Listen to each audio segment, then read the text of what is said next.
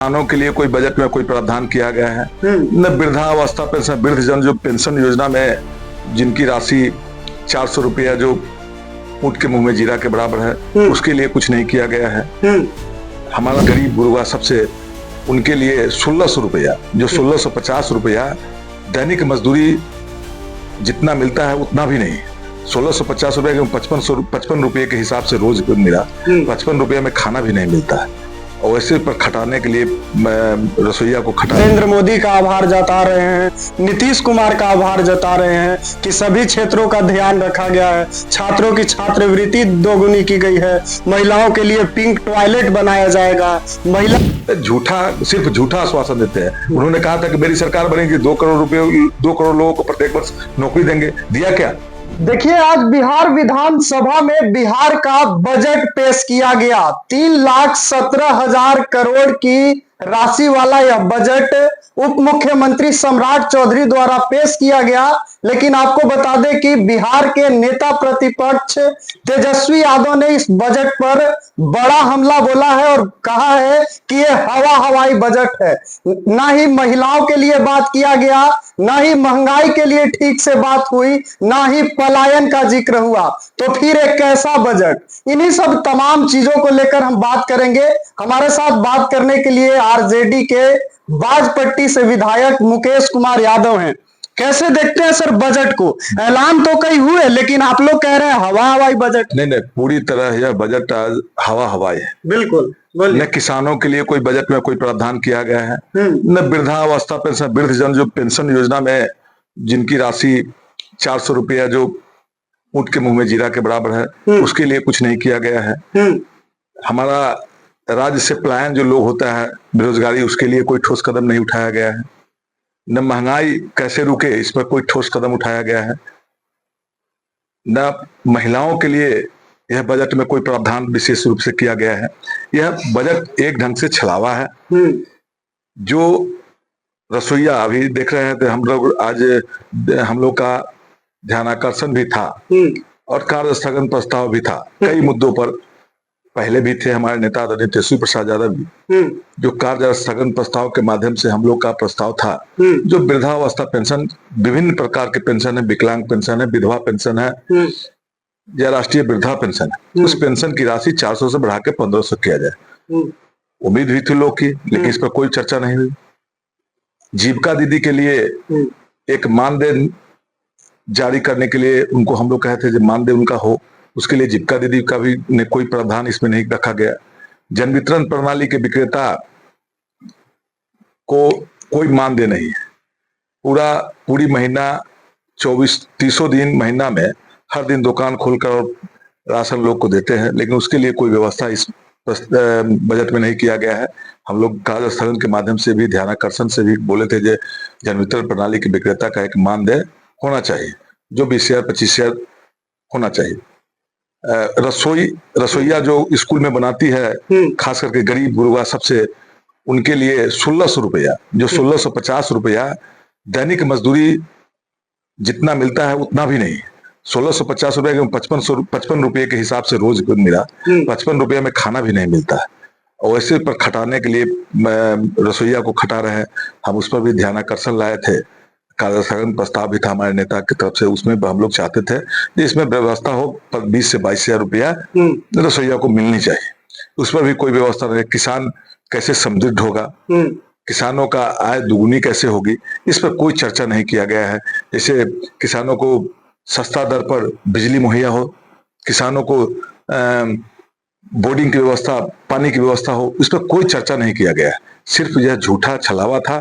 Outsourcing से माध्यम से शिक्षा विभाग में बड़े लंबा चौड़ा बात बोल रहे थे। शिक्षा विभाग में आउटसोर्सिंग से जितना काम हो रहा है, 60,974 करोड़ सबसे ज्यादा शिक्षा विभाग पर खर्च हो रहा है। वही हम बतला रहे हैं। जो शिक्षा विभाग का जो जितना पैसा था, पूरा लूट के छूट है, बंदरवाट हो रहा है। आउटसोर्सिंग के माध्यम से हम लोग भाई बहाली करते हैं नाइट गार्ड का, रात्रि प्रहरी का। जो विद्यालय प्रबंध समिति के अध्यक्ष विधायक हुआ करते थे, उनको 5,000 रुपया मिलता है। आउटसोर्सिंग के माध्यम से सरकार दे रही है, उस आउटसोर्सिंग निजी कंपनी वाला को दे रही है 12,000 15,000 रुपया। ये कैसी व्यवस्था है? कोई व्यवस्था उस उसके लिए भी नहीं किया गया है। न आंगनबाड़ी सेविका के लिए, आशा दीदी को भी हमारे नेता जिस समय स्वास्थ्य मंत्री थे उस समय कहते आशा के वेतन के लिए भी कैबिनेट से मंजूरी होता, उस पर भी कोई विचार नहीं किया गया है। यह बजट पूरी तरह गरीब विरोधी, किसान विरोधी, नौजवान के विरोधी यह बजट रखा गया है। क्या लगता है सर कि शिक्षा पर इतना खर्च करने की बात की गई, जो शिक्षक परेशान है, लाखों शिक्षक ट्रांसफर पोस्टिंग को लेकर, क्या उसके लिए भी प्रावधान लाने चाहिए थे इस बजट में, जो कि नहीं किया गया, चूक गई सरकार।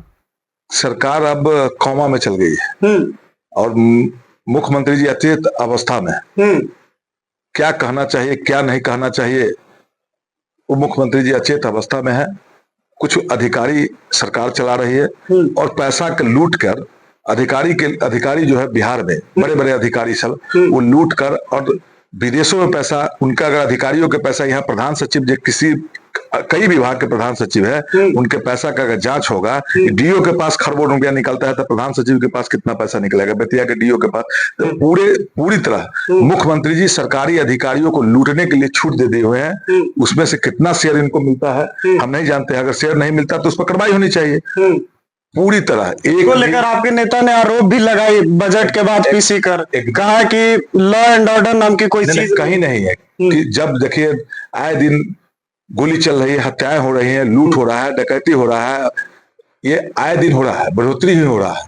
सरकार इस पर नियंत्रण नहीं कर रही है, सरकार को प्रशासन पर अंकुश नहीं है, मुख्यमंत्री की बातों को भी तवज्जो नहीं दिया जा रहा है। सदन में आप मीडिया के साथ ये देखे होइएगा, इससे पहले जब सदन चल रहा था माननीय मुख्यमंत्री जी ने कहा ये शिक्षक का जो समय है उस समय के बारे में उन्होंने 9 बजे से 10 बजे करने का, सदन नेता अगर कहते हैं तो उसको इम्प्लीमेंट होना चाहिए। तो सदन नेता भी मुख्यमंत्री की बातों को तवज्जो नहीं की जा रही है। तो ऐसे मुख्यमंत्री और ऐसे सरकार से जनता के हित होने वाली नहीं है। जनता के अनहित के लिए, जनता को लूटने के लिए सिर्फ अधिकारियों को छूट दी हुई है ये सरकार। और बजट में भी इसी ढंग से बजट बनाया है, जिस विभाग में लूटने की व्यवस्था उसमें लूटने के लिए अधिकारियों को छूट दिया गया है। लेकिन सत्ता पक्ष के लोग तो सर विकास वाला बजट बता रहे हैं, प्रधानमंत्री नरेंद्र मोदी का आभार जता रहे हैं, नीतीश कुमार का आभार जता रहे हैं कि सभी क्षेत्रों का ध्यान रखा गया है, छात्रों की छात्रवृत्ति दोगुनी की गई है, महिलाओं के लिए पिंक टॉयलेट बनाया जाएगा, महिला हाट बनाया जाएगा, बसें चलाई जाएगी, कंडक्टर भी महिलाएं होंगी। अब याद आ रहा है जब महिला कंडक्टर और महिला ड्राइवर हो गया, महिलाओं के साथ अपमान करते हैं बिहार के मुख्यमंत्री जी भी। कई बार आप सदन में भी देखे होइएगा, उनके बयान भी बेतुका होते, कहते हैं महिला 2005 से पहले कपड़ा पहनती थी क्या, उससे पहले लोग नंगे रहते थे क्या, उससे पहले नंगे रहते। अब अचेत अवस्था में हम एक बार ही कह दिए जे बिहार के मुख्यमंत्री अचेत अवस्था में, उनको शुद्ध नहीं है। जो अधिकारी जो लिख के देते हैं उसको, कन्या विवाह मंडप की भी बात हो रही है कि शादी के लिए कन्या विवाह मंडप बनाए जाएंगे हर पंचायत में। एक योजना नहीं चल रहा है, उन्होंने कहा कन्या विवाह योजना, पैसा मिल रहा है 5,000 रुपया सबके, बड़ी बड़ी महिलाओं के चित्र के साथ ब्लॉक में, प्रखंड में, पंचायत में उनका फोटो है, किसी महिला को कन्या विवाह के तहत पैसा नहीं। योजना आप ला रहे हैं, इसको इम्प्लीमेंट नहीं करते हैं। आप घोषणा करते हैं, आपकी घोषणा एनडीए के लोग झूठा घोषणा करते हैं, चुनावी घोषणा करते हैं, कहीं इस पर इम्प्लीमेंट नहीं होते। उन्होंने कहा था सरकार, नरेंद्र मोदी जी कहते हैं हमारी सरकार बनेगी तो हम 15-15 लाख रुपए लोग खाता में जाएगा। गया क्या आपके खाता में? पत्रकार ये कहीं चला गया होगा तो गया आपके खाता में? आप ही से हम पूछते हैं। ठीक बात, हम लोग तो हम राष्ट्रीय जनता दल के लोग हैं तो हम वोट नहीं देते, तो हमारे खाता में नहीं गया होगा। जो भारतीय जनता पार्टी एनडीए के वोट देते हैं उनसे पूछिए, जो उसके खाता में कहीं दे दिए होंगे नरेंद्र मोदी जी, प्रधानमंत्री जी। झूठा, सिर्फ झूठा आश्वासन देते हैं। उन्होंने कहा था कि मेरी सरकार बनेगी 2 करोड़ रुपए, 2 करोड़ लोगों को प्रत्येक वर्ष नौकरी देंगे, दिया क्या? तो ये एनडीए, बाद में उन्हीं के लोग, उन्हीं के नेता कहते हैं ये चुनावी जुमला है। लेकिन हमारे नेता उम्र कच्ची है, जुबान के पक्के हैं, जो कहते हैं आदरणीय तेजस्वी प्रसाद यादव जी वो करके दिखलाते हैं। उन्होंने नौकरी की बात कहे थे 20 के चुनाव में, वही मुख्यमंत्री कहे थे। जब नौकरी हम लोग की सरकार नहीं बनी तो मुख्यमंत्री जी ने कहे, जब हमारे नेता आदरणीय तेजस्वी प्रसाद यादव जी सदन में कहे माननीय मुख्यमंत्री जी विभिन्न विभागों में रिक्तियां खाली है, रिक्तियां खंगाल कर और आप नौकरी दीजिए, तो बड़ी झिझला के मुख्यमंत्री जी कहते तो अपने बाप के घर से पैसा लाएगा क्या? लेकिन जब महागठबंधन 17 महीने के महागठबंधन की सरकार बनी तो हमारे नेता की काबिलियत से उन्होंने 5.5 लाख युवाओं को सरकारी नौकरी दिलवाकर अपने वादों को पूरा करने का काम किया। उन्होंने जो कहते हैं वो करके दिखलाते हैं। हमारी सरकार अगर तेजस्वी प्रसाद यादव जी की सरकार 2025 में बनती है तो वृद्धजन पेंशनों की जो राशि है 400 से बढ़ाकर उसको 1500 किया जाएगा। माए बहन मान योजना के तहत प्रत्येक माताओं के खाता में, जिनकी आयु 18 से 60 वर्ष है, उनके खाता में 2500 रुपये प्रत्येक माह दिया जाएगा। 200 यूनिट बिजली फ्री दी जाएगी। गैस सिलेंडर जो 1000 रुपये में भी मिलता है, उस गैस सिलेंडर को राज्य सरकार अपने हिसाब से 500 रुपया दिया जाएगा। कहते हैं बजट की व्यवस्था, अरे बजट सरकार आपको, जनता आपको चुन के दे दी ना। आपकी आय, सरकार की आय कैसे बढ़ेगी, राजस्व की वृद्धि कैसे होगी, इस सरकार को सोचना है कि जनता सोचेगी। तो हमारे नेता तो थे तो सोच के नौकरी दिए।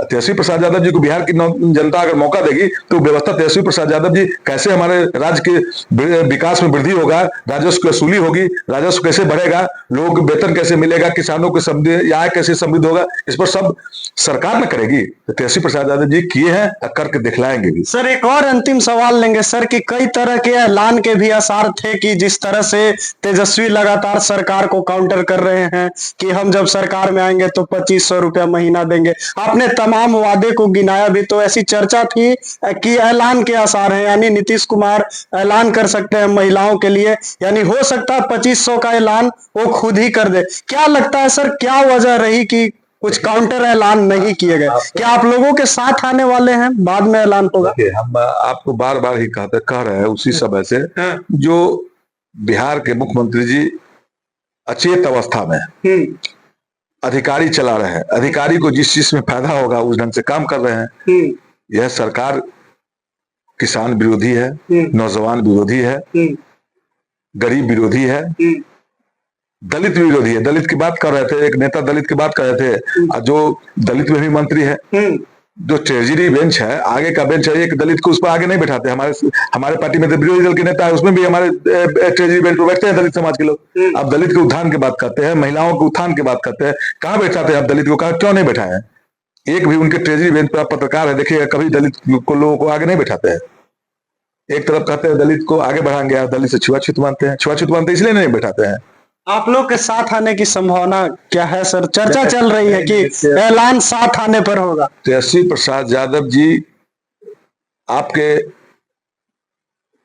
सर्वे भी कराया गया है कई चैनल के माध्यम से, 42% लोग उसमें तेजस्वी प्रसाद यादव की आदरणीय हम लोग के नेता तेजस्वी प्रसाद यादव जी के सी वोटर सर्वे में, जो आपके ऑथेंटिक चैनल माना जाता है, उन्होंने चैनल से सर्वे कराया है, उसमें सी वोटर सर्वे ने 41% हमारे नेता को लोगों ने एक्सेप्ट किया है। तो आप लोगों को आवश्यकता नहीं है नीतीश कुमार? नहीं, नीतीश कुमार, तेजस्वी प्रसाद यादव जी हमेशा काम के प्रति, पद के प्रति उस नहीं रहते हैं। पद के प्रति अगर रहते, मुख्यमंत्री उनको बनना रहता तो कभी मुख्यमंत्री बन गए रहते।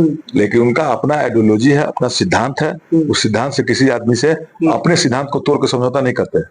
हमारे सिद्धांत में, जिनको हमारे नेता के सिद्धांत आइडियोलॉजी में विश्वास होगा, उन्हीं पार्टी से हम लोग समझौता करते हैं। नीतीश कुमार जी कब क्या करेंगे उनको कौन ठीक है?